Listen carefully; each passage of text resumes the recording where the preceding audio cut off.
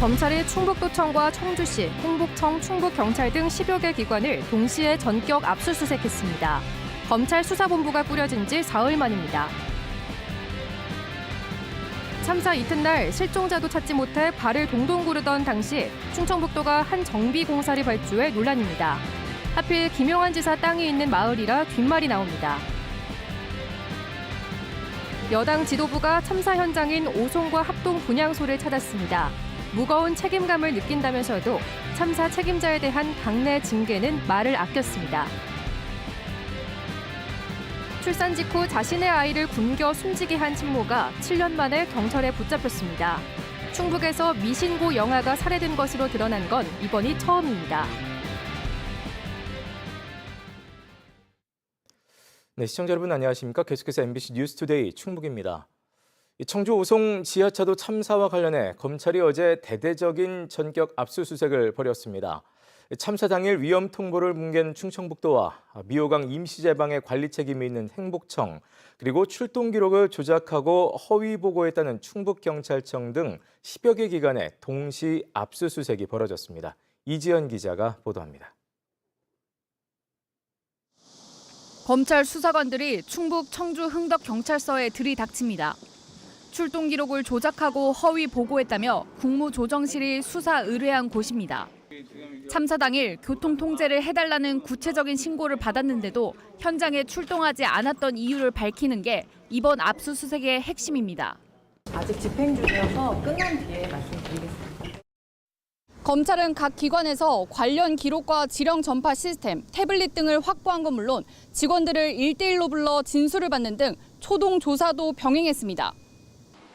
검찰은 관할 파출소인 오송 파출소에는 10명 가까운 수사관을 투입했고 충북경찰청에는 간이 조사 공간을 만들어 사고 뒤 허위로 기록을 조작했다는 의혹을 집중적으로 추궁한 것으로 알려졌습니다.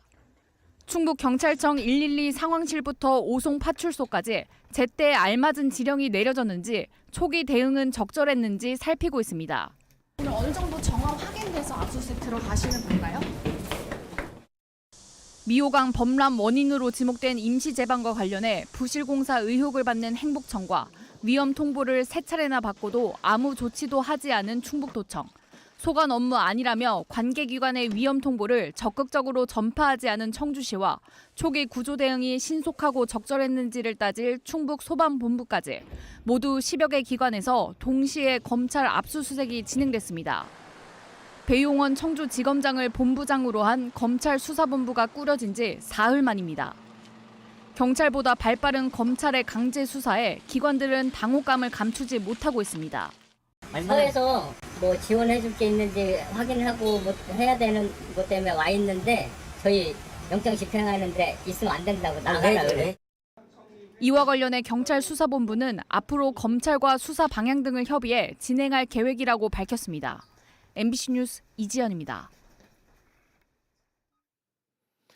오송 참사의 원인을 감찰 중인 국무조정실이 경찰관 6명에 이어 충청북도와 행복청 관계자 12명을 추가로 수사 의뢰했습니다. 국무조정실은 원인 규명을 위해 감찰을 진행하던 중 충청북도 본부와 도로관리사업소 또 행복청 관계자에게서 중대한 직무유기 혐의가 발견됐다며 충청북도 본부 2명과 도로관리사업소 3명 등 12명을 수사 의뢰했다고 밝혔습니다. 충청북도는 참사 전 여러 차례 침수 위험 통보를 받고도 교통통제 등의 조치를 취하지 않았고 행복청은 임시제방에 책임이 있는 공사감독기관입니다. 한편 전국경찰직장협의회가 검찰의 오송 참사 수사 방향에 반발해 릴레이 1인 시위를 예고했습니다. 경찰 직장협의회는 오송 지하차도 참사에 대한 책임을 현장 경찰관에게 전가하고 있다며 오는 27일과 28일 이틀 동안 정부 세종청사 국무조정실 앞에서 릴레이 1인 시위에 나서겠다고 밝혔습니다. 앞서 감찰을 벌인 국무조정실은 범죄 혐의점을 발견했다며 경찰 6명을 검찰에 수사 의뢰했습니다. 네, 앞서 서울뉴스에서도 보도가 됐듯이 오송 사고 다음 날 충청북도가 김영한 지사의 고향 마을에 정비 공사를 발주해 논란이 일고 있습니다. 당시는 실종자를 찾느라 온통 정신이 없던 때였죠. 도로 통제를 하지 않아 비판받던 해당 부서가 그 시간 지사 땅을 먼저 챙겼다는 것인데요. 김 지사 측은 잘 모르는 일이라고 선을 그었습니다. 김대웅 기자입니다. 오송 지하차도 참사 이튿날인 지난 16일 충청북도가 발주한 사업이 조달청에 올라왔습니다. 급경사지 붕괴 위험 지역에 옹벽을 쌓는 3억 3천만 원짜리 공사입니다. 괴산 달천을 따라 공사 예정지가 있는데 다리를 하나 건너가면 김영환 지사의 농막과 아들의 집, 선친 묘소 등 김 지사 일가의 땅 14만 제곱미터가 있습니다. 문제는 공사를 발주한 시점입니다. 일요일인 지난 16일에 3억 원이 넘는 이 공사를 발주했는데 오송 지하차도 참사가 일어난 다음 날이어서 관련 직원들이 비상 근무 중이었습니다. 입찰을 올린 부서는 도로관리사업소, 오송 지하차도 통제를 하지 않아 당시 비난이 집중됐던 그 부서입니다. 실종자 수색이 본격적으로 시작된 이날 사업소 모든 직원이 나와 실종자 수색을 돕거나 폭우로 무너진 도로 수십 군데를 긴급 정비하고 있었습니다. 그때 지하차도 관련 지원 업무를 하러 나온 이 직원은 비교적 급하지 않던 김지사 마을 입찰 사업을 발주했습니다. 이거 올리는데 뭐 그렇게 오랜 시간이 걸리는 것도 아니고 이미 다 자료는 공고문하고 이런 거는 다 만들어놨기 때문에 일요일 날에 시간이 될 때 위로 올려놓은 거예요. 시민단체는 지하차도 참사 대응에 전력을 기울여도 모자랄 시간에 공사 발주를 한 충청북도가 제정신이냐고 분통을 터뜨렸습니다. 그래서 실종자들이 가족을 기다리던 그런 애끓는 시간이었었고요. 또 그 유가족들은 장례식장에서 업장이 무너지고 있던 그런 시간이었습니다. 충청북도는 지난 2015년부터 시작됐다가 올해 초 확정돼 진행 중이던 사업으로 김 지사와는 아무런 관계가 없다고 해명했습니다.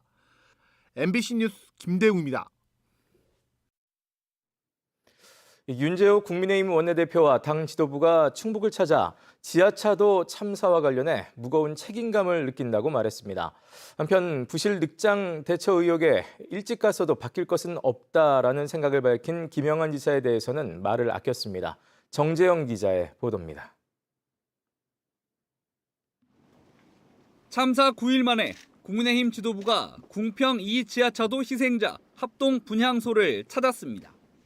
조문을 마친 윤재욱 원내대표는 있어서는 안 될 사고가 났고 희생자 여러분께 무거운 책임감을 느낀다고 말했습니다.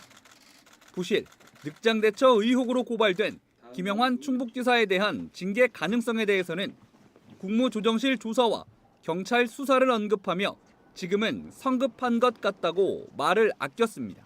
결과가 나오면 또 당에서 조치할 그런 필요가 있으면 판단하겠습니다. 청주 오송으로 이동해 수해 복구에 나선 윤재욱 대표. 언론을 통해 알던 내용보다 훨씬 심각하다며 특별 재난지역 선포 이후에 추가로 예산 지원할 수 있는 부분이 있는지 챙겨보겠다고 말했습니다. 하지만 이번 참사와 관련해 충북지사와 청주시장이 모두 속한 여당의 책임 정도를 묻는 질문에는 총체적으로 관리나 예방 책임이 정부와 여당에 있다는 원론적인 답변에 그쳤습니다. 또 오송 참사 현장에 일찍 갔어도 상황이 바뀔 것은 없다고 한 김영환 충북지사 발언에 대해서는 적절하진 못했지만 말 한마디라며 문제 삼진 않겠다는 뜻을 내비쳤습니다. 적절하지 못했다고 제가 얘기했고 말 한마디 한마디를 가지고 징계라는 수단을 가동하는 것이 맞는지는 판단이 좀 필요하다고 생각합니다. 한편 여당 소속인 이범석 청주시장은 당 차원의 지원을 호소하기 위해 윤재욱 대표를 찾아갔지만 얘기는 꺼내보지도 못한 채 인사만 하고 돌아갔습니다. MBC 뉴스 정재영입니다. 한편 오송 참사에 대한 전방위 수사 또 감찰과 관련해 김영한 충북지사가 한 점 의혹도 남지 않도록 적극 협조하라고 지시했습니다. 또 관계기관이 책임을 떠넘기는 태도는 도민에 대한 예의가 아니라며 타 기관이나 단체에 대한 언급을 하지 말 것을 주문했습니다. 김 지사는 어제 오전 묵념으로 시작한 확대 간부회의에서 유족과 도민에게 거듭 사과의 뜻을 전하며 이같이 말했습니다. 오송 지하차도 사고 당시 3명의 생명을 구해 남색 셔츠 의인으로 불린 정영석 씨가 자랑스러운 공무원상을 받았습니다. 증평구는 어제 증평 수도사업소 정영석 하수도 팀장을 선행 의인으로 선정해 자랑스러운 공무원상을 전달하고 5일의 특별휴가와 포상금을 지급했습니다. 정 팀장은 지난 15일 집중 후 비상근무를 위해 출근하다 오송 지하차도 침수 현장에서 시민 3명을 구해 남색 셔츠 의인으로 알려졌습니다. 원치 않는 임신으로 출산한 뒤 아기를 방치해 굶겨 죽인 뒤 쓰레기 봉투에 버린 엄마가 붙잡혔습니다. 출산 기록은 있는데 출생 신고가 되지 않은 이른바 미신고 영아 가운데 사례로 확인된 것은 이번이 청북에서 처음입니다. 이승준 기자가 전해드립니다. 30대 초반의 여성이 호송차에서 나와 법원으로 향합니다. 7년 전 범행 사실을 묻자 아무런 대꾸가 없습니다. 아이 숨지도록 방치하신 이유가 뭔가요? 이 여성은 지난 2016년 5월 충주의 한 병원에서 남자아이를 낳았습니다. 그러나 퇴원 후 집에서 돌보지 않아 아이가 굶어 죽자 쓰레기 봉투에 넣어 원룸촌 쓰레기통에 버렸습니다. 처음에는 아이를 낳자마자 병원 앞에서 모르는 사람에게 줬다고 진술했지만 수상히 여긴 경찰이 다시 묻자 범행을 자백했습니다. 출생 미신고 아동에 대한 소재를 수사하던 중 갓 태어난 영아를 집으로 데리고 와 방치해 숨지게 하고 또 그 시신을 주택가 인근 분리수거장에 유기했다는 친모의 자백을 확보하게 되었습니다. 최근 국회가 영유아를 살해 유기하는 범죄를 더 강하게 처벌하는 법을 통과시킴에 따라 경찰은 영아 살해가 아닌 살인과 사체 유기죄를 적용했습니다. 지금껏 드러난 충북의 미신고 영아는 5건, 이 가운데 첫 사망이 확인된 것입니다. 3건은 아이가 살아있는 것이 확인됐고 나머지 1건에 대해 소재를 파악 중입니다. 경찰은 아이를 낳고 정해진 절차 없이 입양을 보낸 친부모는 아동복지법 위반으로, 입양을 받은 사람은 입양특례법 위반으로 각각 수사를 확대할 방침입니다. MBC 뉴스 이승준입니다.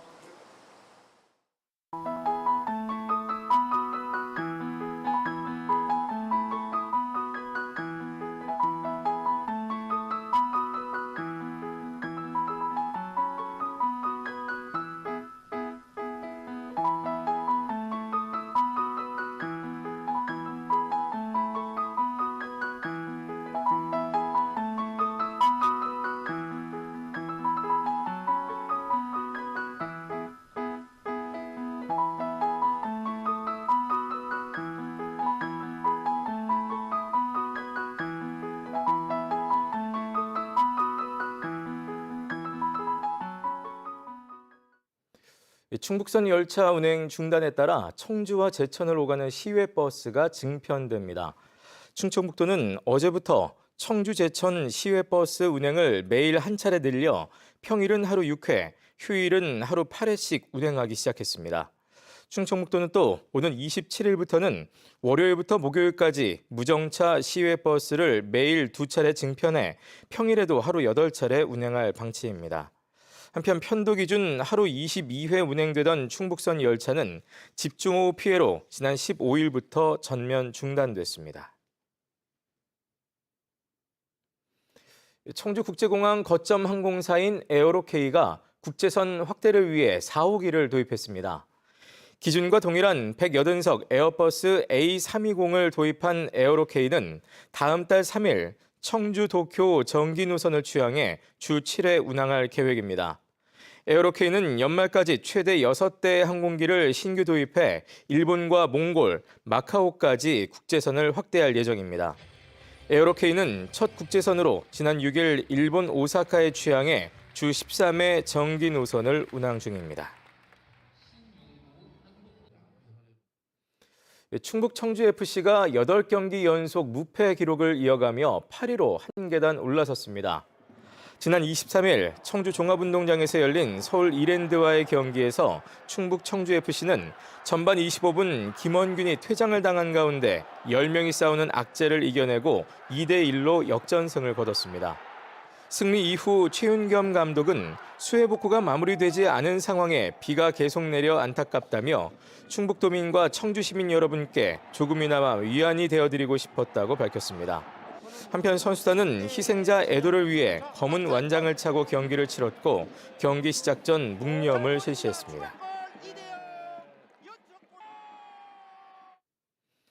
음성군이 15억 원 규모의 주민 참여 예산 제한 사업을 공모합니다.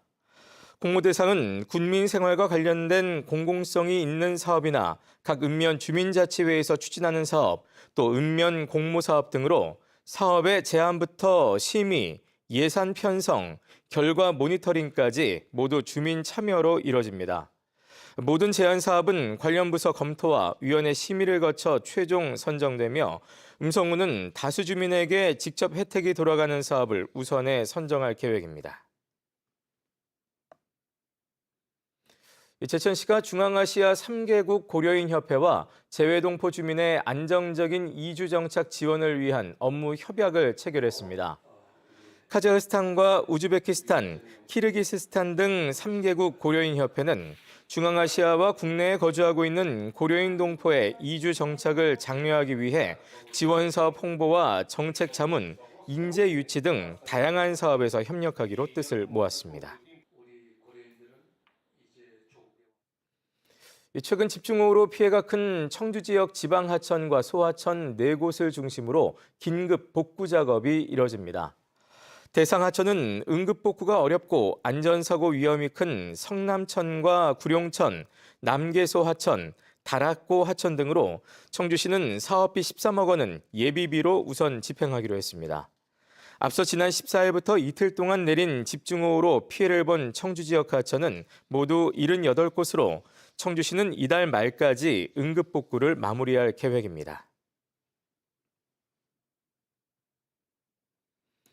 지역 인구 감소에 대응하기 위해 국토교통부가 추진하는 지역 수요 맞춤 지원 공모 사업에 괴산군이 선정됐습니다. 괴산군은 내년부터 3년 동안 조령 민속촌에 35억 원을 들여 문화예술인들이 기량을 펼치며 관광객도 찾아오는 천년한지 숨터 한지 공작소를 조성합니다. 이곳에는 청년 예술가들을 위한 갤러리와 입주 작가와 함께하는 체험 공방, 또 아트숍과 한지 카페 등이 들어서게 됩니다. 음성군의 대표 농산물인 햇살의 복숭아가 올해 첫 수출길에 올랐습니다. 음성농협은 어제 농산물 산지유통센터에서 햇살의 복숭아 3톤을 인도네시아로 수출했다고 밝혔습니다. 이번에 수출된 복숭아는 다음 달 초순까지 생산되는 그레이트 품종으로 수확 직후는 아삭하지만 익을수록 식감은 좋아지고 당도가 높아지는 것이 특징입니다. 네, 뉴스를 마칩니다. 고맙습니다.